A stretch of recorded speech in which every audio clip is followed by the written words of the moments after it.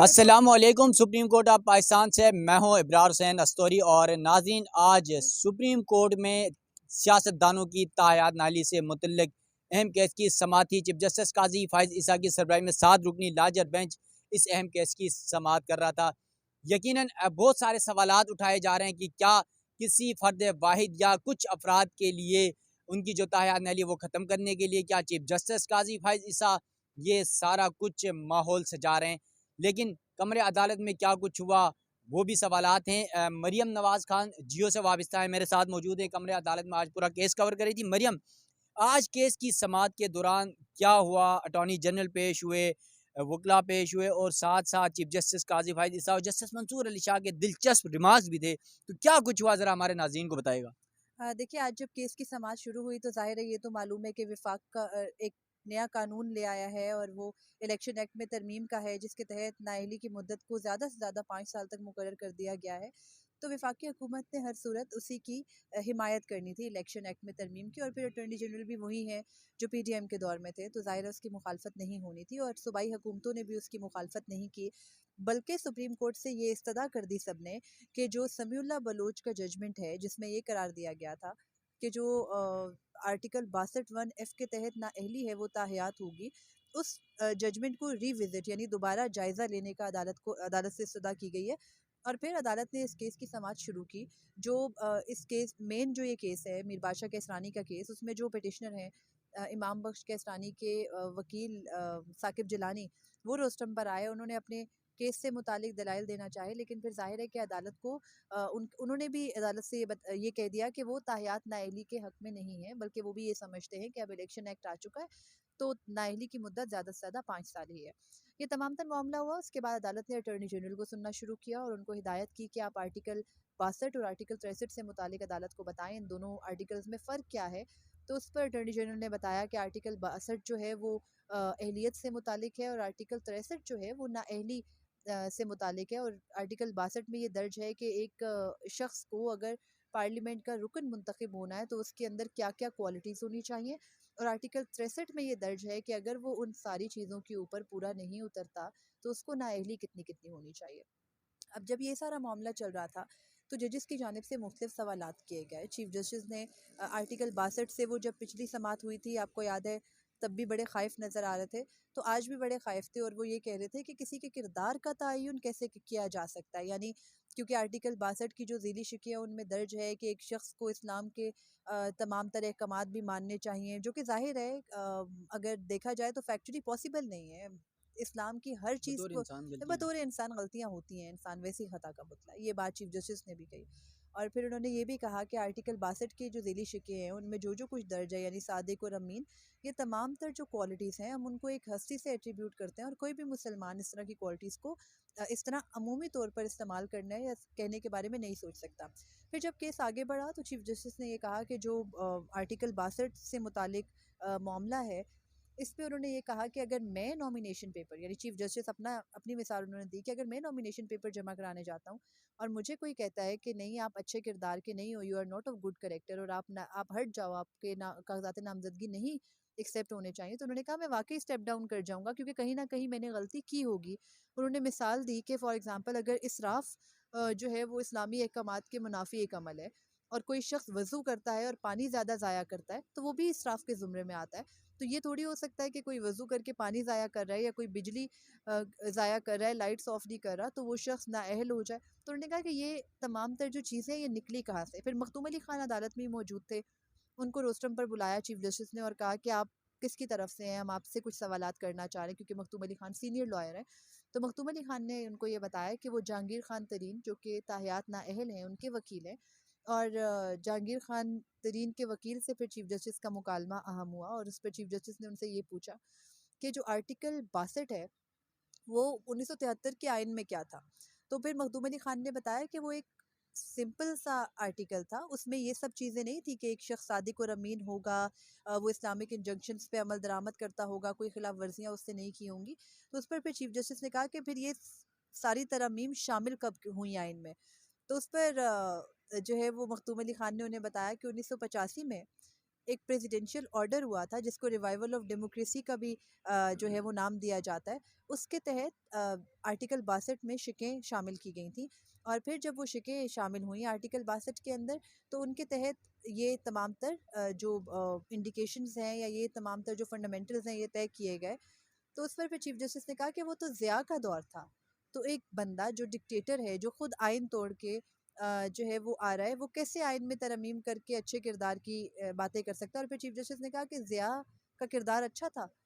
फिर chief justice ने मखदूम अली खान से ये सवाल किया, और 2-3 दफ़ा किया, कि आपके ख्याल में ज़िया ने संगीन गद्दारी की थी, या वो उनको हर तरह का हक जो है वो मिला हुआ है और वो कुछ भी कर सकते हैं। तो उस पर मखदूम अली खान ने ये कहा कि ज़िया से मुतालिक मेरा मौक़िफ़ मुख्तलिफ है, लेकिन मैं अदालत के नुसरत भुट्टो केस के फ़ैसले पर रिलाय करूँगा। और मतलब मखदूम अली खान नोज़ के कहाँ चोट करानी है। तो उस पर फिर चीफ जस्टिस ने कहा कि मेरी नज़र में तो ये एक मतलब आयरनी ये है कि एक डिक्टेटर जिसने कि जजेस को घर भेजा, जिसने आइन तोड़ा, उसके शामिल की हुई शिक्कें जो हैं वो चल रही हैं पाकिस्तान के कानून में। और फिर ये भी चीफ जस्टिस ने कहा कि जो मखदूम अली खान को मुखातिब करके कि आप इतने खौफजदा क्यों हैं एक डिक्टेटर के इकदाम के बारे में बात करने पे। खैर ये मामला आगे चला। जस्टिस मंसूर अली शाह ने बहुत अहम सवाल किए और उन्होंने ये कहा कि अगर कोई शख्स अपनी सज़ा मुकम्मल कर लेता है, वो 3 साल है, वो 5 साल है, आप उसे ताहियात किसी भी तरह के मामलात से कैसे रोक सकते हो। फिर उन्होंने कहा कि आइन के अंदर हर सज़ा की मुद्दत है, यानी कत्ल करने वाले के लिए भी मुद्दत है। और इससे पहले एक मिसाल दी गई थी अदालत में, आज नहीं, कि चाइल्ड रेप करने वाले की भी मुद्दत है। जस्टिस अतर मनिल्ला ने पिछली हेयरिंग के ऊपर कहा था। तो उन्होंने कहा कि ऐसा कैसे पॉसिबल है कि आप ताहियात नाअहल कर दो एक शख्स को इस बुनियाद के ऊपर कि वो सच नहीं बोल रहा और वो जो है वो अमीन नहीं है। तो ये वाला पॉइंट आज जस्टिस मंसूर अली शाह ने भी बड़ा एलेबोरेट करके उठाया, और उन्होंने बहुत सारे सवालात किए, और उन सारे सवालात का जो एक लुब्बे लुबाब है वो यही है कि अगर कोई शख्स अपनी सज़ा मुकम्मल कर लेता है तो उसको इंतखाबात में अगली बार हिस्सा लेने से रोका नहीं जा सकता। बेसिकली उनकी जो उनका पॉइंट ऑफ व्यू था वो ये था, लेकिन वो सवालात करे थे ज़ाहिर है। लेकिन खैर जब ये केस मुकम्मल हुआ तो चीफ जस्टिस, मुकम्मल नहीं, जब आज की समाअत ज़रा आखिर इख्तिताम को पहुंची, तो चीफ जस्टिस ने ये सवाल किया कि कोई इस इलेक्शन एक्ट के तहत जो नाअहली की मुद्दत तय हो गई है अब उसका मुखालिफ भी है। तो उस पर जो समीउल्लाह बलोच के भाई सनाउल्लाह बलोच अदालत में मौजूद थे, वो रोस्टम पर आए और उन्होंने बताया कि जो अदालत का फ़ैसला है समीउल्लाह बलोच केस में, जब तक वो मौजूद है तब तक आर्टिकल 62(1)(f) के तहत नाअहली ताहियात ही होगी। तो उस पर फिर चीफ जस्टिस ने उनको वक्त दिया, उन्हें ये कहा कि आप अपना पॉइंट ऑफ व्यू बताएं। खैर उन्होंने अपना पॉइंट ऑफ व्यू भी बताया, लेकिन अदालत ने उनको वक्त दिया कि आप वकील कर लें। और फिर आखिर में एक थोड़ी सी इंटरेस्टिंग चीज़ ये हुई कि चीफ जस्टिस ने बड़ा वाज़े तौर पे ये कहा कि हम मीडिया और सोशल मीडिया को कंट्रोल तो नहीं कर सकते, लेकिन ये जो बातें चल रही हैं कि सोशल मीडिया या मीडिया के ऊपर कि हम किसी एक सियासी जमात को या किसी एक ख़ास फ़र्द को फ़ायदा पहुंचाने के लिए ये केस सुन रहे हैं, ऐसा कुछ नहीं है और इस केस को इस सूरत ना लिया जाए। और उन्होंने ये भी कहा कि जो ये मामला है नाअहली से मुताल्लिक़, ये बार बार तनाज़ा उठता है, आइनी तशरीह का मामला है, तो हम उसको एक ही बार ख़त्म करना चाहते हैं, मुकम्मल करना चाहते हैं मामले को। तो ये बेसिकली आज की समाअत थी। इस केस को परसों तक मुलतवी किया, और चीफ जस्टिस ने ये भी कहा है कि क्योंकि ये एक शख्स के लिए नहीं है, लेकिन इस केस को हम परसों ही ख़त्म करने की कोशिश भी करेंगे, क्योंकि इलेक्शन चल रहे हैं ना। अच्छा मरियम, यकीनन जजेस के रिमार्क्स अपनी जगह हैं, केस के फैक्ट्स अपनी जगह हैं, लेकिन बाहर एक ये तासुर ज़रूर है, जिस तरह आपने भी बताया, काजी साहब ने भी आज कहा है कि कहा जा रहा है कि कुछ शख्सियात को या एक शख्स को रिलीफ फराहम करने के लिए चीफ जस्टिस काजी फायसा ने ये सब कुछ आज अदालती जो माहौल बनाया है। और फिर एक और चीज़ का भी ये तासुर दिया जा रहा है कि इस बेंच में जो जजेस मौजूद हैं, या तो वो सारे ना ही समझें, मतलब मेजॉरिटी की बुनियाद पर वो नवाज शरीफ के बयानिए के ऊपर चलने वाले जजेस हैं। खासतौर पर काजी साहब के ऊपर भी ये सोशल मीडिया पर इल्ज़ाम लगाया जा रहा है कि वो नवाज शरीफ की हिमायत में हैं। तो इस तमाम सूरत हाल में आप क्या समझती हैं कि क्या वाकई जो बेंच है और वो क्या एक साइड पर है, और दूसरी बात, क्या सिर्फ किसी मखसूस शख्स को इलेक्शन लड़ाने के लिए, वज़ीर आज़म बनाने के लिए ये सब कुछ हो रहा है? देखिए अब्रार भाई, पहले तो हमें ये लफ्ज़ नहीं इस्तेमाल करना चाहिए कि ये सारे जो जज है ये नवाज शरीफ के बयानिए पे चलते हैं, क्योंकि नवाज शरीफ का तो कोई बयानिया है ही नहीं। I am sorry. मरियम, हम नहीं कह रहे हैं, ये लोग कह रहे हैं, सोशल मीडिया कह रहे हैं। काजी साहब ने भी इसीलिए आज ये बात की है, सोशल मीडिया पे लोग ये कह रहे हैं। देखिए लोग बेशक ये बात कह रहे हैं, लेकिन ये जो तासुर दिया जा रहा है अब बेंच से मुतालिक, देखें सुप्रीम कोर्ट में क्या समझा ज़्यादा रहा है कि जस्टिस उमर अता बंदयाल और चीफ जस्टिस कादी फ़ायज़ ईसा के 2 ग्रुप्स हैं और उनमें बिल्कुल भी नहीं बनती। लेकिन चीफ जस्टिस उमर अता बंदयाल खुद फैसल वाउडा के केस में ये कह चुके हैं कि जो ताहियात नाअहली से मुतालिक जो फैसला था वो ड्रैकोनियन था, हालांकि खुद उन्होंने समीउल्लाह बलूच की जजमेंट लिखी है। जब वो खुद अपने फैसले के ऊपर कह रहे हैं कि वो दुरुस्त नहीं है, और अगर वो अपने दौर में ये डिक्लेयर कर जाते, तो क्या फिर भी ये कहा जाता कि ये सारे जो जजेस हैं ये किसी एक पार्टी को फ़ायदा पहुंचा रहे हैं? हाँ, तासुर है। और तासुर में कभी कभी तो हम लोग मजाक में ये भी कह देते हैं कि ऐसा बेंच बनाते ही नहीं है आप सुप्रीम कोर्ट में कि जिससे फैसला अपनी मर्जी का ना आ सके। तो वो वाला सिलसिला अभी से नहीं चल रहा, बहुत पहले से चल रहा है। लेकिन अब सुप्रीम कोर्ट के जजेस को भी ये पता है कि किसी शख्स को ताहियात एक चीज़ से महरूम नहीं किया जा सकता। चले नवाज शरीफ के केस को छोड़ भी दें, अगर पाकिस्तान तहरीक इंसाफ के ट्रोल्स ये समझते हैं कि नवाज शरीफ के साथ जो हुआ वो ठीक हुआ, लेकिन जो जहांगीर तरीन के साथ हुआ क्या वो ठीक हुआ? उसी केस में आप इमरान खान को सादिक और अमीन डिक्लेयर कर रहे हो, जिसको कि आज चीफ जस्टिस कादी फ़ायज़ ईसा ये कह रहे हैं कि लिटरली ये मुमकिन ही नहीं है कि कोई मुसलमान किसी को सादिक और अमीन कहे। इसी अदालत ने सादिक और अमीन करार दिया है। देखिए, अब मसला ये है कि देखना है अदालत सिर्फ उन फैसलों को ख़त्म करती है या कोई ऑब्जर्वेशंस अपने साथी जजेस के बारे में भी देती है, क्योंकि ये बेसिकली उनके कंडक्ट पे सवाल है। जो सवालात आज चीफ जस्टिस कादी फ़ायज़ ईसा उठा रहे हैं, क्या ये सवालात तब अदालत के सामने मौजूद नहीं थे, या तब अदालत को बहुत जल्दी थी कि इंतखाबात से कबल इस मामले को समेटा जाए? अब इसी तरह का सवाल जस्टिस मंसूर अली शाह ने आज किया भी। उन्होंने कहा कि ये क्या मामला है कि आप एक शख्स को एक ऐसे टाइम के ऊपर नाअहल करार देते हैं जब इंतखाबात आए हैं। ये कोई टेस्ट है जो इंतखाबात से कबल ही सिर्फ अदालत के सामने आता है, या फिर ये ज़रूरत है, ये कहीं दर्ज है आइन में कि कोई शख्स ताहियात नाअहल होगा? तो ज़ाहिर है अदालत की जानिब से जो सवालात उठाए जा रहे हैं, अब प्रॉब्लम ये है कि वो वंस फॉर ऑल लग तो यही रहे हैं ना कि वो नवाज शरीफ के लिए है।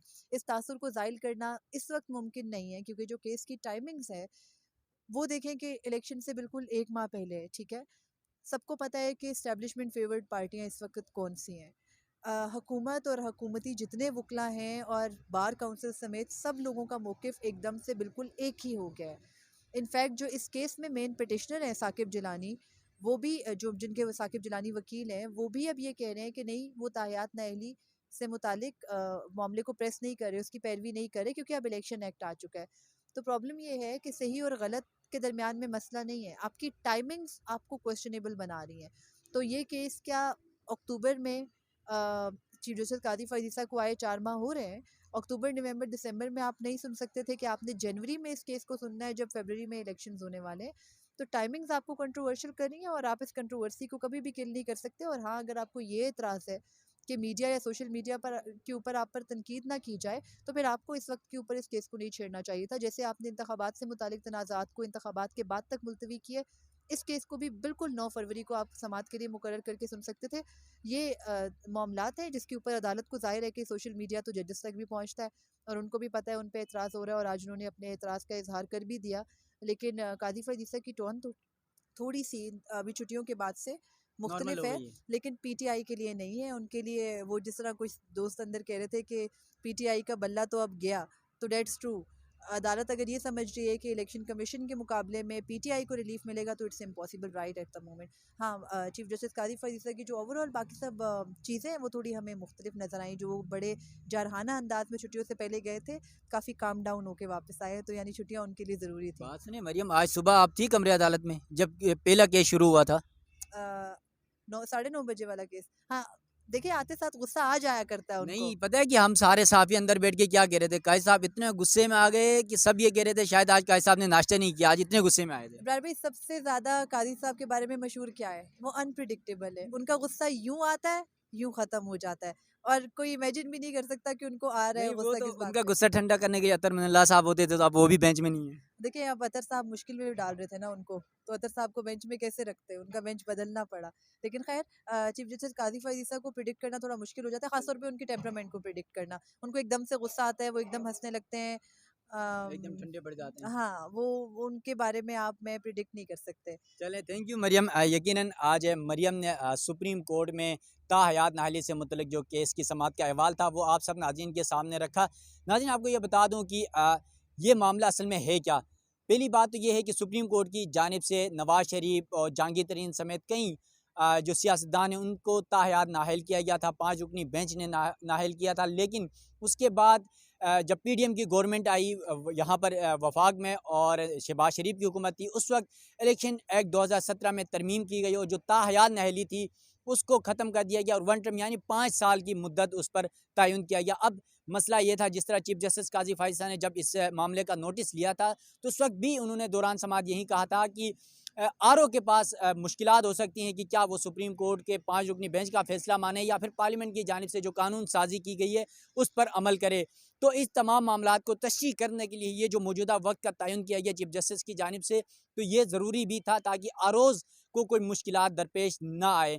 यकीनन अब देखते हैं कि क्योंकि पहले भी सुप्रीम कोर्ट बारहा कह चुकी है कि पार्लियामेंट सुप्रीम है, सुप्रीम कोर्ट के फैसले सुप्रीम नहीं है, लेकिन अब 5 रुकनी बेंच के ऊपर 7 रुकनी बेंच का फैसला भी आ जाता है। तो यकीनन बहुत सारे लोगों का यही ख्याल है कि किसी भी सियासतदान के लिए अगर 5 साल भी वो नाअहल हो जाता है तो उतनी ही सज़ा काफ़ी है। अब देखते हैं सुप्रीम कोर्ट ऑफ पाकिस्तान इस मुकदमे में क्या करने जा रही है। समाअत 4 जनवरी तक मुलतवी की गई है। अब 4 जनवरी को क्या कुछ होगा, क्योंकि अब तो TV चैनल में ये मुकदमा लाइव भी दिखाया जा रहा है और इन तमाम मामलात से आप खुद भी आगाह हैं। अपने मेज़बान इब्रार हुसैन अस्तरी को दीजिएगा इजाज़त। अल्लाह हाफ़िज़।